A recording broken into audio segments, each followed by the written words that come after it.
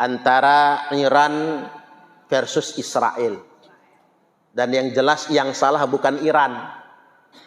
Yang salah itu Israel. Karena Israel duluan yang nyerang Iran. Sampai jenderalnya gugur.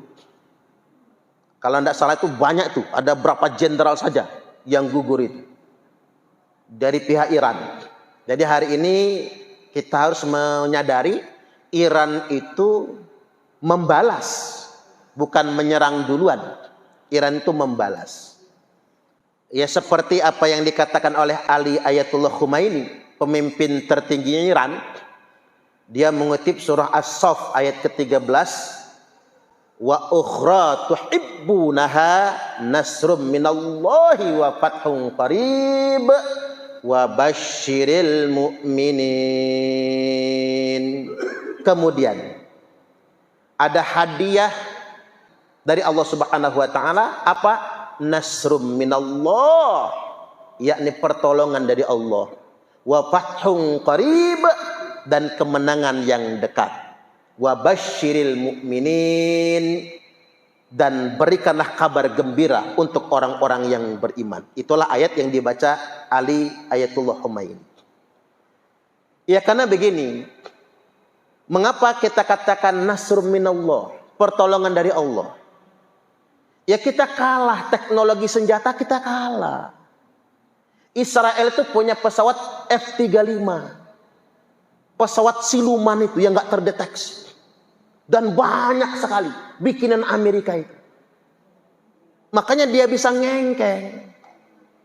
Sedangkan pesawat tempurnya Iran, pesawat kuno semua. Masih mending Iran punya teknologi. Nah Palestina cuman ngandelin bedil doang. Sama rudal-rudal kuno itu. Apalagi Palestina. Makanya ini yang disebut dengan nasrum minallah, pertolongan dari Allah. Dan memang ini kan standar gandanya Barat, Amerika Serikat. Kan begitu. Apalagi kemarin pertemuan G7 itu. Yang mereka mendukung Israel. Israel punya hak untuk mempertahankan diri. Wah Israel kok yang nyerang duluan? Israel yang memborbar duluan. Itulah negara-negara Barat maju itu standar ganda. Nah, ya buat kita orang kecil di sini, apa hikmah yang bisa kita ambil? Berarti kita ini harus pinter menguasai teknologi, terutama teknologi persenjataan.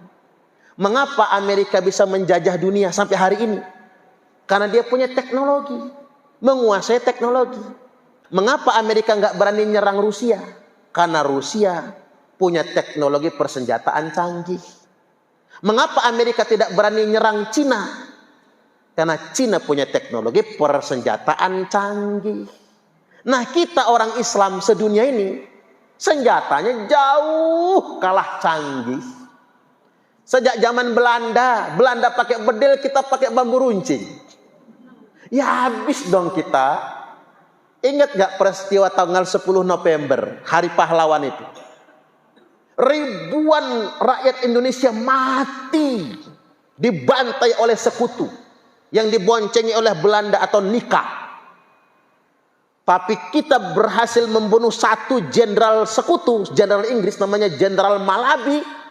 Satu jenderal berhasil kita bunuh. Wih bangganya bukan main itu. Senangnya bukan main. Tapi untuk membunuh satu jenderal, ribuan nyawa melayang. Ya kalau dari hitungan jumlah mah kalah jauh kitanya. Karena ngapa? Belanda punya teknologi persenjataan. Kayak Jepang, negaranya Jepang itu kecil, seuprit. Tapi Cina nggak berani nyerang. Rusia, Amerika nggak berani nyerang. Karena mengapa? Mereka punya teknologi. Nah sedangkan negara-negara muslim ini masih tertinggal. Masih mending Iran. Orangnya cerdas-cerdas, mengembangkan teknologi sendiri. Nah Indonesia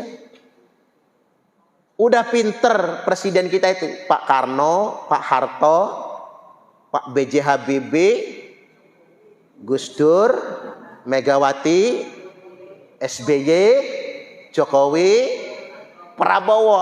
Karena kita ini senjatanya kuno-kuno. cuman nyandarin bedil, kan begitu, maka kita menjadi negara non-blok. Non-blok itu apa? Enggak pro sono, enggak pro sini. Ya kalau kita ngeblok, kita diantem orang. Itulah mengapa. Jadi bukan penakut. Presiden-presiden kita tuh bukan penakut. Tahu diri. Remek abis. Kita punya pesawat terbang, pesawat tempur itu, yang biasa dipamerin waktu 17 Agustusan, ya cuma segitu-gitunya. Paling mentok Sukhoi punyanya kita itu. Orang Jet 35 pesawat siluman, kita punyanya cuma Sukhoi. Nah solusinya apa? Yuk kita bangun negara kita ini. Jangan ribut terus, jangan berantem terus, jangan korupsi terus. Gimana mau maju? Korupsinya jojong. Korupsi merajalela. Bayangkan. Jaksa Agung muda, pidana khusus Jampitsus, nyita dari hasil korupsi minyak goreng aja 14 triliun. Mapas, Bu. Sampai numpuk di Kejaksaan Agung itu. Saking banyaknya duit. Saking banyaknya itu. Nah kapan kita bisa menjadi negara maju? Kalau ini kondisi kita. Umpama nih Amerika nyerang Indonesia, habis kita, Bu. Istana negara udah hancur duluan itu, yakin saya. Habis kita. Mau pakai apa kita nangkalnya? Mau pakai apa? Karena teknologi senjata kita kalah jauh. Nah saya ingin sampaikan sekali lagi, Iran itu mengadakan pengayaan uranium untuk nuklir, itu bukan buat nyerang orang, tapi untuk bertahan. Saya ambil contoh, Pakistan. Pakistan itu punya nuklir. Nggak ada yang berani nyerang Pakistan. Kata Pakistan, kalau kami diserang orang, kami kalah, kami bom pakai nuklir katanya. Nggak berani nyerang Pakistan itu. Indonesia, Bu, nggak berani bikin senjata nuklir. Karena kalau berani langsung diserang sama Amerika dan Australia.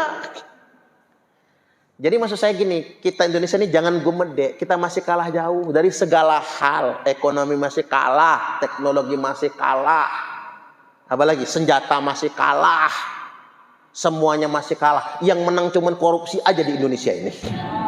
Itu yang menang itu. Nah ini saya sampaikan ke ibu-ibu, karena ibu-ibu ini punya anak, punya cucung, punya cicit. Yang saya lihat juga pinter-pinter. Ada yang sekolahnya sampai luar negeri kan begitu. Pesan ini itu aja. Dok, Le, nak, kamu jadi apa aja kamu, nak? Jadi orang besar di negara ini tapi betul-betul berjuang buat negara ini. Jadikan negara besar. Apalagi kita negara yang mayoritas muslim kan. Malu kita di negara mayoritas muslim tapi korupsi. Nah, ini pelajaran buat kita. Bantu doa saudara-saudara kita di Palestina dan saudara-saudara kita di Iran. Kita bantu duit nggak bisa, Bu. Negara kita masih miskin soalnya. Batu senjata jauh tangi nggak bisa.